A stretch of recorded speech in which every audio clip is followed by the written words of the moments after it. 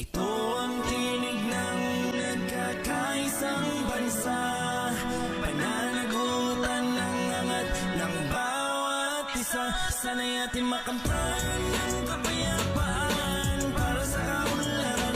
Dapat ay pagbuksan at ilawan ang daan, tiwala ng sambayanang Pilipino. Kumusta ka?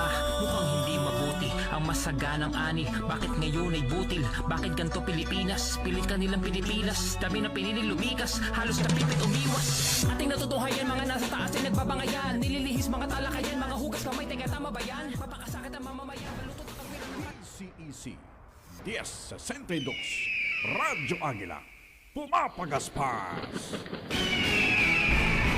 Narito ang mga bagong balitang nakalap ng Radyo Agila sa nakalipas na oras.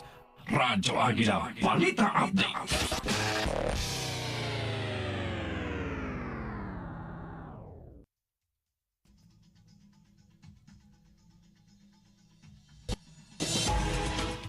Magandang hapon Pilipinas, narito na ang Radyo Agila Balita Update. Naglunsad ng crackdown ng Philippine National Police o PNP sa mga signage na may mga pangalan at larawan ng mga politiko na nakadisplay sa mga proyektong pinondohan ng gobyerno. Sa pamamagitan ng isang memorandum na may petsang Pebrero 2, sinabi ng PNP na ipinatupad ng pulisyang ang atas sa ilalim ng DILG Memorandum Circular 2026-006 na may petsang January 29. Inatasan ang mga tauhan ng PNP na alisin ang anumang signage, tarpaulin, marker o materyales na mayroong pangalan, larawan, color motif, slogan o anumang magpapakilala sa simbolo ng mga public official na nakadisplay sa mga proyekto, programa, activities at pag-aaring pinondohan ng gobyerno. Sinabi ni PNP Chief Police General Jose Melencio Natates Jr.